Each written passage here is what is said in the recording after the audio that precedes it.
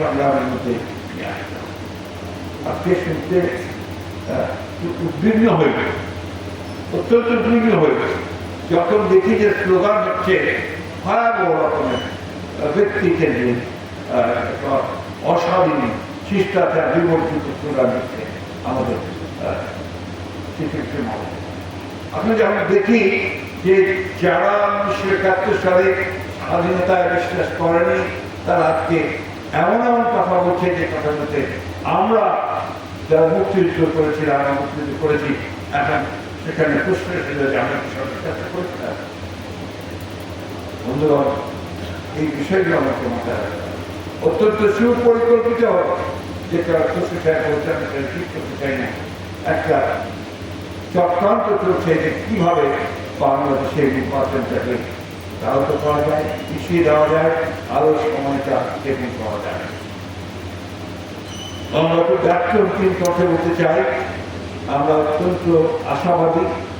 লন্ডনে আমাদের লন্ডন প্রতিষ্ঠার আমাদের চেয়ারম্যানের সঙ্গে যে আলোচনা হয়েছে, সেই আলোচনার মধ্যে আমরা দেখেছি যে ফেব্রুয়ারির মধ্য সময়ে নির্বাচনের সম্ভাবনা আছে।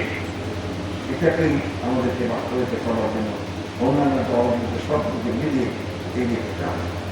কারণ নির্বাচন ছাড়া একটা সত্যিকার অর্থে একটা জনপ্রতিনিধিত্ব আছে এবং একটা পার্লামেন্ট গঠন ছাড়া কোনোভাবেই আমরা এই বাংলাদেশের যে সমস্যাগুলো আছে সেই সমস্যাগুলোকে সমাধানের পথে এগিয়ে যেতে পারব।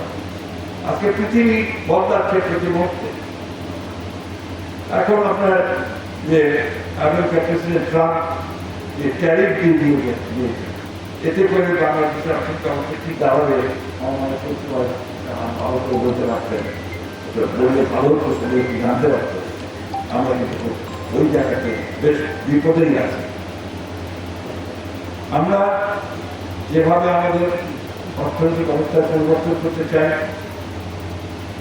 রাজনৈতিক অবস্থার পরিবর্তন করতে চাই, কাঠামো পরিবর্তন করতে চাই, সেই জায়গায় আমাদের অবশ্যই ঐক্যতা হবে।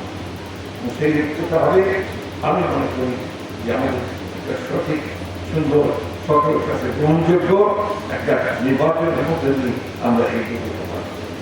আমি সব শেষে মোস্তফা বশির মঞ্জুর আত্মা শান্তি পাবে যদি সেই সত্যিকার অর্থে বাংলাদেশের একটা গণতান্ত্রিক বাংলাদেশ দেখতে পায়। তার পরিবারের সদস্য যারা আছে, তার বন্ধু বান্ধব যারা আছে, তার সহকর্মী যারা আছে, তাদের সকলের কাছে আমাদের আমরা সভাপতি জানাচ্ছি আমার দলের পক্ষ থেকে, আমার দলের চেয়ারপারসন দেশের পক্ষ থেকে এবং আমাদের নেতা যেন তারেক রহমানের পক্ষ থেকে আপনাদের সকলকে ধন্যবাদ। মঞ্জুর অমর হোক, তার স্মৃতি অমর হোক। ধন্যবাদ।